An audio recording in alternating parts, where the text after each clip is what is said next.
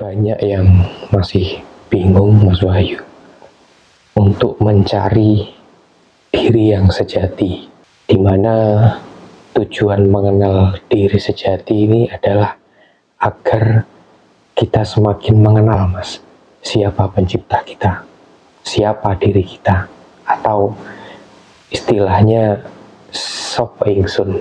Dan ketika kita sudah mengenal diri kita sendiri, kehidupan kita akan jauh lebih tenang, Mas, katanya begitu. Kemudian bagaimana, Mas, cara untuk mengenal diri kita yang sejati, Mas? Memang masih banyak di antara kita yang masih mencari dan terus mencari tentang bagaimana kita bisa mengenali diri kita yang sejati, yang mana tujuan kita tentu adalah bagaimana kita bisa mengenal sang pemilik kehidupan ini. Artinya kita bisa, mungkin kalau bahasanya orang-orang itu bertemu begitu ya, tapi kalau saya tidak bertemu, tetapi bagaimana kita bisa menyatu dengan sang pencipta ini. Nah, tentu apa yang saya sampaikan ini bukanlah sebuah kebenaran yang mutlak, yang harus dipercayai oleh setiap orang.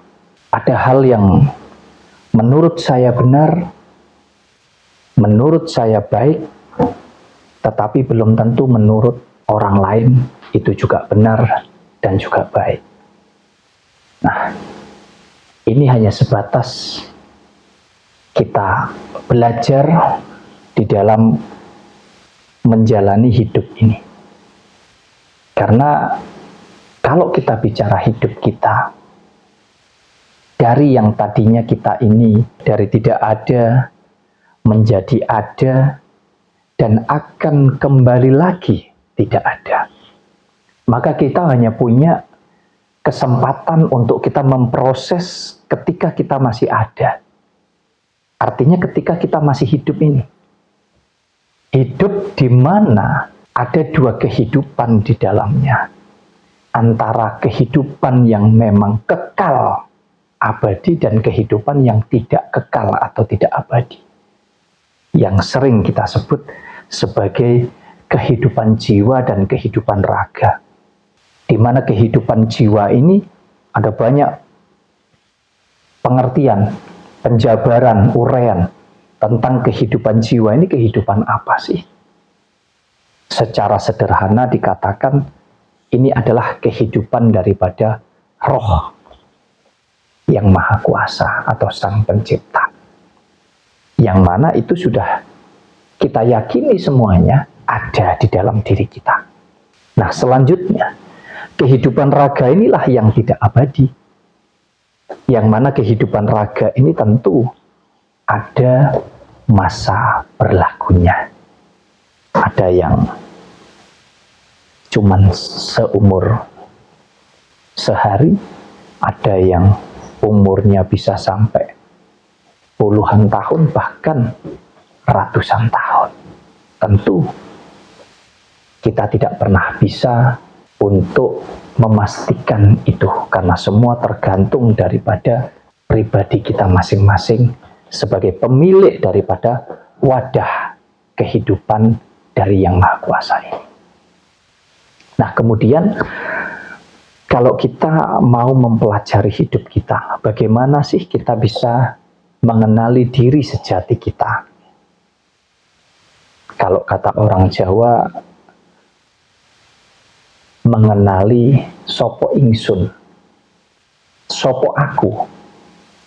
Karena aku bukanlah wahyu ini, bukanlah tubuh fisik ini. Disebut aku itu yang mana? Yang ada di sini kah? Yang katanya hati? Jelas ini bukan aku. Kalau aku ini adalah keutuhan daripada tubuh, maka hati hanya anggota tubuh. Tangan adalah anggota tubuh. Kepala juga anggota tubuh. Lalu yang mana badan atau tubuh kita? Karena semua ini adalah anggota badan. Itu kalau secara fisik. Sedangkan kita harus mempelajari yang jauh lebih dalam daripada itu. Nah, saya mau terangkan mungkin dari awal ya, dari awal. Bahwa proses terciptanya diri kita atau hidup kita ini tentu terproses dari dua unsur, artinya melalui dua proses. Yang satu adalah proses secara fakta, melalui apa? Melalui hubungan antara bapak dan ibu kita, artinya melalui seorang perempuan dan seorang laki-laki yang kita sebut sebagai bapak dan ibu atau kedua orang tua kita, maka terciptalah proses yang fakta ini tadi, sehingga berwujud badan yang bersifat fakta atau yang disebut kehidupan raga atau tubuh fisik, tubuh jasmani kita. Nah, kemudian apakah hanya cukup dengan ini saja kemudian tubuh fisik ini bisa berfungsi? Tentu tidak, karena tidak ada kehidupan di dalamnya. Nah, ada yang disebut proses atau unsur yang bersifat gaib, yang tidak fakta. Apa itu? Kehidupan jiwa atau roh kehidupan yang kita yakini itu berasal dari Sang Pencipta. Ada yang menyebutnya Gusti Allah, ada yang menyebutnya Allah, ada yang menyebutnya Tuhan, dan lain sebagainya. Pada intinya itu hanya sebatas nama-nama yang kita sandangkan untuk hal yang kita yakini dan kita imani bersama tentunya. Nah, prosesnya seperti apa? Ya tentu prosesnya gaib. Tidak ada yang pernah tahu. Kalau ada bahasa, mau itu filosofi, pesan moral, atau dikisahkan di semua kitab suci mungkin, dikatakan bahwa roh itu ditiupkan, maka kita meyakini dan mengimani bahwa roh itu ditiupkan di dalam tubuh kita, sehingga bisalah kita ini hidup, atau bisalah berfungsi dan bermanfaat tubuh ini. Karena sejatinya tubuh ini hanya wadah. Kalau wadah itu nggak ada isinya kan berarti kosong. Kalau kosong, ya tentu tidak bisa berfungsi.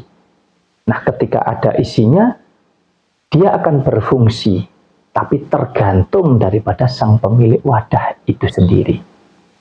Nah, kalau kemudian kita kembali bahwasanya ada dua proses di dalam terciptanya atau terbentuknya tubuh atau kehidupan kita.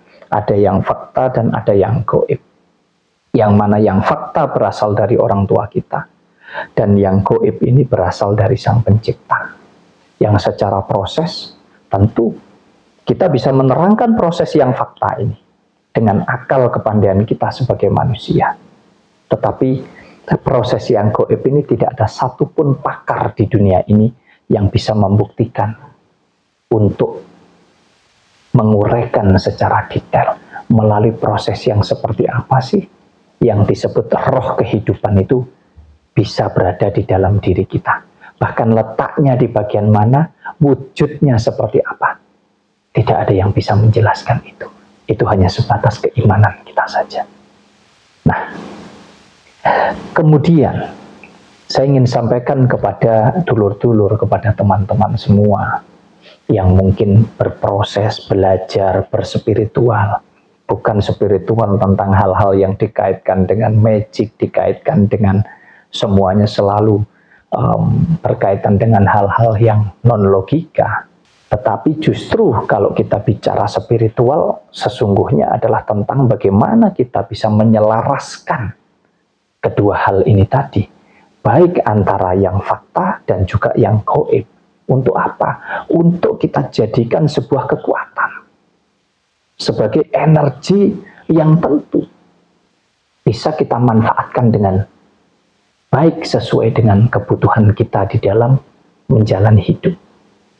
Nah, kemudian ada banyak orang yang menganggap bahwa Tuhan yang sesungguhnya itu adalah sebuah wujud atau sebuah sosok yang menempati suatu tempat atau suatu ruang. Bahkan ada yang mengatakan di atas sana, di surga dan lain sebagainya. Ya, tentunya itu adalah hak setiap orang sesuai dengan cara berpikir dan keyakinannya masing-masing di dalam mengimani sesuatu hal. Tetapi secara sederhana saya mau sampaikan begini, bahwa coba kita tanggalkan dulu tentang pelajaran, tentang pemahaman, tentang pengertian di banyak hal ini tadi terhadap esensi Tuhan itu sendiri. Secara sederhana, Tuhan itu adalah sumber daripada kehidupan. Karena sejatinya sampai detik ini tidak ada satupun manusia yang bisa bertemu Tuhan, bisa menemui Tuhan, bisa membuktikan, menjelaskan secara metode apapun, mau ilmiah, mau non-ilmiah, apapun itu, tidak bisa membuktikan Tuhan sendiri itu sesungguhnya seperti apa, wujudnya bagaimana, dan bertempat di mana. Maka dari situ secara sederhana kita mempelajari hidup ini juga dengan sederhana saja. Tidak usah yang rumit-rumit, seolah-olah Tuhan itu jauh di sana, berwujud, dan bisa kita temui, bisa kita mintai segala sesuatu. Tidak. Tetapi Tuhan adalah sebuah sumber kehidupan. Coba direnungkan, dirasakan, bahwa Tuhan itu adalah sumber energi yang sudah ada di dalam diri kita. Karena kalau tidak ada energi yang hidup itu, maka tidak akan berfungsi tubuh fisik ini. Semua ini digerakkan, ya, perangkat ini bisa berfungsi, bahkan bisa berfungsi dengan baik atau tidak. Itu semua karena energi yang hidup di dalamnya. Nah, energi hidup ini adalah kesadaran yang mana kita tanggalkan semua sisi manusiawi kita yang bersifat fakta ini, dan kita masuk di dalam tingkatan keimanan kita, yang mana Tuhan itu tidak ada di mana-mana, tetapi ada di dalam ruang yang kosong ini. Nah, tentu untuk mengenali itu, ya, untuk mengenali diri sejati kita, untuk kita bisa menyatu dengan Tuhan. Lah, kalau sifatnya Tuhan itu adalah sebuah sumber kehidupan yang bersifat gaib, ya maka kita hanya mampu masuk ke sana dengan kegoiban itu sendiri. Artinya harus kita tanggalkan sisi manusiawi kita. Kita tinggalkan unsur kehidupan kita yang bersifat fakta. Yang mana itu semua? Ya, yang ada di kepala kita ini. Melalui 4 anasir ini, melalui 4 pintu atau 4 jendela ini. Kita tanggalkan dulu, kita buang kepala kita ini, dan kita masuk di dalam batin kita. Melalui proses keyakinan itu tadi, melalui proses iman itu tadi. Bisa dengan bersemedi, sembahyang, macam-macam. Tentu setiap orang, apapun agamanya, ini lepas dari konteks agama. Ini masuk di dalam pengenalan diri sejati. Dari situlah bagaimana kita bisa mengaktifkan energi ini. Contoh saja, kita bisa belajar dari nafas kita. Yang mana nafas kehidupan ini, ya, sesungguhnya Tuhan itu tidak pernah bersemayam dalam arti menempati ruang ini selamanya, itu tidak. Tetapi hanya melewati saja. Kalau kita belajar dari nafas kehidupan ini, nafas kita ini keluar masuk. Bayangkan, kita ini hanya dimasuki dan setelah itu dilewati lagi. Masuk lagi, dilewati lagi. Tapi kita bisa hidup seperti ini. Coba bayangkan kalau kemudian kita bisa mengelola itu. Kemudian kita bisa bagaimana caranya agar nafas ini bisa bertahan di dalam diri kita.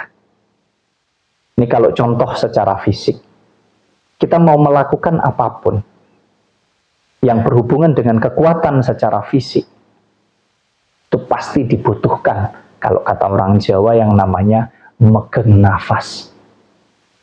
Kalau bahasa umumnya, nahan nafas.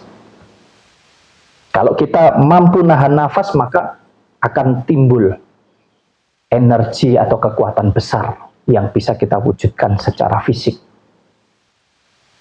Nah, ini salah satu contoh saja. Nah, kemudian bagaimana kalau kita mampu untuk kita menyemayamkan sumber atau energi kehidupan itu di dalam diri kita, sehingga semuanya bisa sesuai dengan apa yang kita inginkan. Artinya ruang kosong ini mau diisi, digambar, dibentuk seperti apapun, itu tentu tergantung kita sebagai pemilik wadah. Jadi kalau dikatakan diri yang sejati, Tuhan yang sesungguhnya itu ada di dalam diri kita, secara sederhana adalah tentang kesadaran diri kita.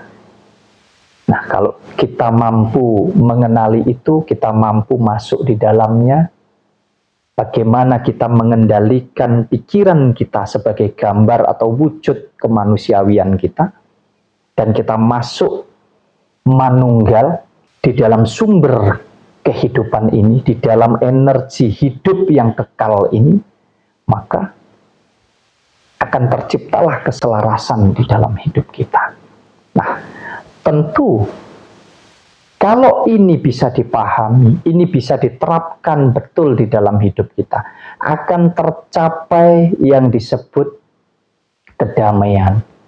Damai di dalam diri kita, tenang antara pikiran dan batin kita. Karena kita mampu mengendalikan itu semua. Kita mampu menyelaraskan antara pikiran kita dengan batin kita. Yang mana ini adalah ruang atau tempat bersemayamnya sumber kehidupan atau energi kehidupan itu sendiri. Akan terciptalah yang disebut damai, yang disebut tenang, yang disebut ayem tentrem, baik dohir maupun batin. Nah, tentu ini kalau dikembangkan lagi, ya kita akan mampu menjalani hidup ini tentunya dengan luar biasa, penuh dengan cinta kasih terhadap semua yang ada di alam semesta ini, terhadap seluruh unsur kehidupan yang ada, bukan hanya kepada sesama manusia. Bahkan kita akan mampu menjaga, merawat alam semesta beserta isinya. Karena kita berkesadaran. Tuhan itu bukanlah tentang sebuah sosok seolah-olah seperti superhero. Tuhan bukanlah tentang sebuah wujud yang seolah-olah bersemayam di suatu tempat atau suatu ruang dan waktu. Tidak ada batasan. Kesadaran kita itu luas tanpa batas. Nah, kalau ini diterapkan di dalam hidup, kita akan mampu menerima siapapun yang datang, siapapun yang pergi. Sama halnya seperti nafas kehidupan kita yang keluar masuk ini tadi. Apapun perbedaan di antara kita, warna kulit, ras, suku, bangsa, budaya, bahkan termasuk agama. Sebetulnya itu sudah digambarkan dari semenjak kita terlahir di dunia ini. Di mana kita lahir itu semuanya telanjang. Tidak ada warna, tidak ada baju, tidak ada apapun yang membedakan di antara kita. Telanjang. Lalu kenapa setelah kita menjalani hidup ini, kok kita berebut tentang warna kulit, tentang warna baju, tentang aksesorisnya, dan lain sebagainya. Itu kalau teman-teman dulur-dulur ingin mencari ketenangan di dalam hidupnya, ingin mengenali diri sejati yang sesungguhnya, ingin menyatu atau apapun bahasanya, bertemu dengan Gusti Allah atau Tuhan yang sesungguhnya, tidak usah belajar jauh-jauh ke negeri seberang. Tidak usah bingung harus pakai kendaraan ini itu, tidak. Oh, tidak harus menggunakan baju ini, baju itu, tidak. Tapi belajarlah justru, jangan keluar. Semakin kamu keluar, semakin kamu tidak akan mengenali Tuhan dan tidak akan mengenali diri kamu sendiri. Tapi belajarlah masuk ke dalam untuk kamu mengenali diri kamu yang sesungguhnya, dan di sanalah tempat Tuhan itu sendiri bersemayam, di dalam kesadaran diri kita sebagai manusia, sebagai makhluk yang diberikan kehidupan. Belajar mengendalikan hawa nafsu dengan semedi boleh, dengan sholat tengah malam boleh, dengan sembahyang boleh. Tapi selama kita bisa masuk di dalam kesadaran diri kita, karena kita sadar bahwa Tuhan itu tidak ada di mana-mana, tapi Tuhan berada tidak jauh dari urat leher kita. Artinya Tuhan itu ada di dalam diri kita. Maka kita akan mampu menjalani hidup ini dengan baik, dengan benar, bisa menempatkan diri kita dimanapun kita berada, karena sejatinya yang membedakan kita sebagai wujud kesempurnaan ini adalah hanya tentang wadah atau tentang fisik kita. Selebihnya semua sama. Sehingga teman-teman semuanya nanti akan merasakan ketenangan itu, merasakan kedamaian itu. Belajar dulu menyelaraskan antara pikiran dan hatimu. Kalau sudah mampu di sana, maka kamu akan mampu masuk di ruang yang kosong itu, dan kamu akan bisa, mau kamu isi apa saja sesuai dengan apa yang kamu inginkan. Karena sejatinya Tuhan adalah tentang sumber daripada kehidupan. Jadi kehidupan ini, mau kamu bikin yang seperti apapun, semuanya tergantung daripada dirimu sendiri. Baik buruknya, enak tidaknya, secara pikiran kita sebagai manusia, semuanya ada di dalam diri kita, tergantung kita sendiri.